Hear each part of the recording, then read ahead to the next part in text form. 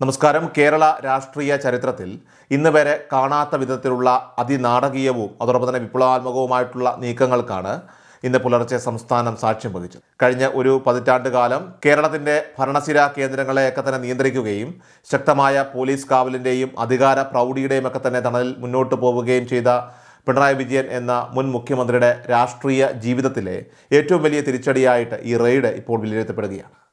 മാസപ്പടി വിവാദവുമായി ബന്ധപ്പെട്ട കള്ളപ്പണം വെളുപ്പിക്കൽ കേസിൽ എൻഫോഴ്സ്മെൻറ്റ് ഡയറക്ടറേറ്റ് നടത്തിയ ഈ മിന്നൽ പരിശോധന കേവലം ഒരു സാധാരണ റെയ്ഡ് എന്നതിനപ്പുറമായിട്ട് വലിയൊരു രാഷ്ട്രീയ അട്ടിമറിയുടെയും കേന്ദ്ര ഏജൻസികളുടെ കൃത്യമായിട്ടുള്ള ആസൂത്രണത്തിൻ്റെയും ഒക്കെ തന്നെ ഒരു ഫലമാണ്.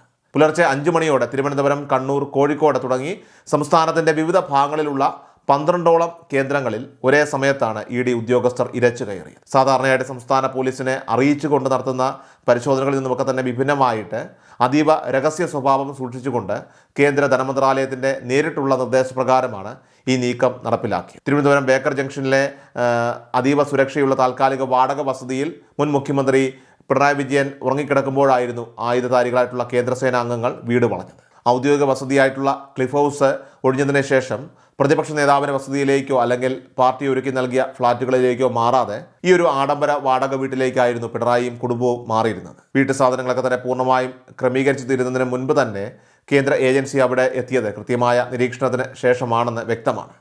വൻ തൂക്കുകളേന്തിയ CRPF ഉൾപ്പെടെയുള്ള കേന്ദ്ര സുരക്ഷാ ഉദ്യോഗസ്ഥർ വീടിൻ്റെ 4 പാടും നിലയുറപ്പിക്കുകയും സ്ത്രീ ജീവനക്കാർ അടക്കമുള്ള സംഘം അകത്തേക്ക് പ്രവേശിക്കുകയും ചെയ്തപ്പോൾ പിണറായി വിജയൻ്റെ പേഴ്സണൽ സുരക്ഷാ ഉദ്യോഗസ്ഥരായിട്ടുള്ള ഗൺമാന്മാർക്ക് പോലും എന്ത് ചെയ്യണമെന്നറിയാതെ പകച്ചു നിൽക്കേണ്ടി വന്നു. മുൻകാലങ്ങളിൽ പിണറായി വിജയൻ യാത്ര ചെയ്യുമ്പോൾ വഴിനീളെ അണിനിരന്നിരുന്ന സംസ്ഥാന പോലീസിൻ്റെ സുരക്ഷാ വലയങ്ങൾക്ക് പകരമായിട്ട് ഇന്ന് അദ്ദേഹത്തിൻ്റെ വീടിന് മുന്നിൽ യന്ത്രത്തോക്കുകളുമായിട്ട് കേന്ദ്രസേനാംഗങ്ങൾ ഉലാത്തുന്ന കാഴ്ച മലയാളിക്ക് തികച്ചും അപൂർവവും ഞെട്ടിക്കുന്നതുമായിട്ടുള്ള ഒരു അനുഭവമായിരുന്നു. ഈ റെയ്ഡിൻ്റെ വ്യാപ്തി തിരുവനന്തപുരത്തെ വസതിയിൽ മാത്രം ഒതുങ്ങി നിൽക്കുന്ന ഒന്നായിരുന്നില്ല. ഒരേ സമയം പിണറായി വിജയൻ്റെ രാഷ്ട്രീയ തട്ടകമായിട്ടുള്ള കണ്ണൂരിലെ ധർമ്മടത്തെ വസതിയിലും ED സംഘം പരിശോധനയ്ക്കായിട്ട് എത്തിച്ചേർന്നു.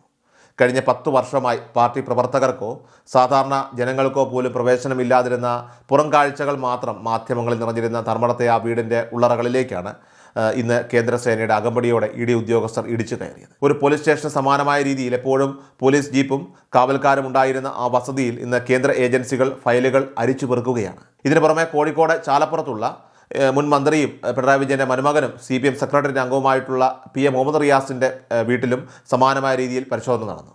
റിട്ടയർ ചെയ്ത മുതിർന്ന പോലീസ് ഉദ്യോഗസ്ഥനായിട്ടുള്ള പിതാവിൻ്റെ പേരിലുള്ള ഈ വീട്ടിൽ റെയ്ഡ് നടക്കുമ്പോൾ മുഹമ്മദ് റിയാസ് അവിടെ ഉണ്ടായിരുന്നില്ല എങ്കിലും വീട്ടിലെ ഡിജിറ്റൽ രേഖകളും സാമ്പത്തിക ഇടപാടുകളും ഒക്കെ തന്നെ ED വിശദമായിട്ട് പരിശോധിച്ചു.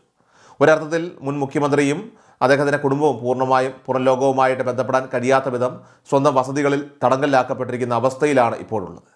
പരിശോധനയുടെ ആദ്യഘട്ടത്തിൽ തന്നെ വീട്ടിലുണ്ടായിരുന്ന പിണറായി വിജയൻ, ഭാര്യ കമല, മകൾ വീണ വിജയൻ എന്നിവരുടെ മൊബൈൽ ഫോണുകളും ലാപ്ടോപ്പുകളും ഉൾപ്പെടെയുള്ള എല്ലാ ആശയവിനിമയ ഉപാധികളുമൊക്കെ തന്നെ ഉദ്യോഗസ്ഥർ കസ്റ്റഡിയിലെടുത്തു. രാവിലെ ഉണർന്ന് പ്രഭാതകർമ്മങ്ങളിലേക്ക് കടക്കുന്നതിന് മുൻപ് തന്നെ ഉദ്യോഗസ്ഥർ വീട്ടിൽ പ്രവേശിച്ച് ചോദ്യം ചെയ്യൽ ആരംഭിച്ചതായാണ് പുറത്തു വന്ന റിപ്പോർട്ടുകളൊക്കെ തന്നെ സൂചിപ്പിക്കുന്നത്. ഈ കേസിൻ്റെ അടിസ്ഥാനം ക്രിമിനൽ കമ്പനിയായിട്ടുള്ള CMRൽ നിന്നും മുഖ്യമന്ത്രിയുടെ മകൾ വീണ വിജയൻ്റെ ഉടമസ്ഥതയിലുള്ള എക്സാലോജിക് സൊല്യൂഷൻസ് എന്ന കമ്പനി യാതൊരുവിധ സേവനങ്ങളും നൽകാതെ 1.72 കോടി രൂപ കൈപ്പറ്റിയെന്നതാണ്. നികുതിയും GSTയും ഒടുക്കി ഈ തുകയെ നിയമപരമാക്കാനായിട്ട് പാർട്ടിയും മുഖ്യമന്ത്രിയും പരമാവധി ശ്രമിച്ചെങ്കിലും അടിസ്ഥാനപരമായി കൈക്കൂലിയായിട്ട് നൽകിയ പണത്തിന് നികുതി അടച്ചതുകൊണ്ട് മാത്രം അതിൻ്റെ നിയമവിരുദ്ധത ഇല്ലാതാവുന്നില്ല എന്ന കണ്ടെത്തലാണ് EDയെ ഈ ശക്തമായ നടപടിയിലേക്ക് നയിച്ചത്. Income tax interim settlement board ഈ ഒരു അവിശുദ്ധ സാമ്പത്തിക ഇടപാട് കൃത്യമായി കണ്ടെത്തുകയും അതിനെ തുടർന്ന് CMRL കമ്പനിക്ക് വലിയ തുക പിഴ ചുമത്തുകയും ചെയ്തിരുന്നു. ഈ കേസിൻ്റെ പശ്ചാത്തലം പരിശോധിക്കുമ്പോൾ മുൻപ് CMRL കമ്പനിയിൽ ആദായനികുതി വകുപ്പ് നടത്തിയ പരിശോധനയിൽ കണ്ടെടുത്ത ഒരു രഹസ്യ ഡയറിയാണ് എല്ലാ അഴിമതികളുടെയും ചുരുളഴിച്ചത്.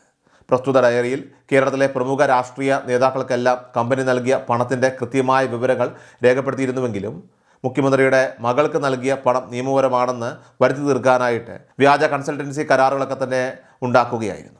തുടർന്ന് BJP നേതാവ് ഷോൺ ജോർജ് നടത്തിയ വിട്ടുവീഴ്ചയില്ലാത്ത നിയമ പോരാട്ടങ്ങളാണ് കേസിനെ ഇന്നത്തെ ഈ ഒരു ഘട്ടത്തിലെത്തിച്ചത്.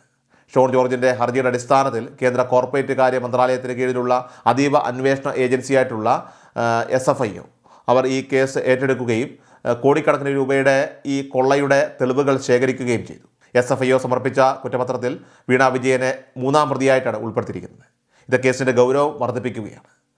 അന്വേഷണം നിർണായക ഘട്ടത്തിലെത്തി നിൽക്കെ ED തങ്ങൾക്കെതിരെ കേസെടുത്ത് നോട്ടീസ് അയച്ചതിനെ ചോദ്യം ചെയ്തുകൊണ്ട് CMRL കമ്പനിയും അതുപോലെ തന്നെ ബന്ധപ്പെട്ടവരുമൊക്കെ തന്നെ കേരള ഹൈക്കോടതിയെ സമീപിച്ചിരുന്നു.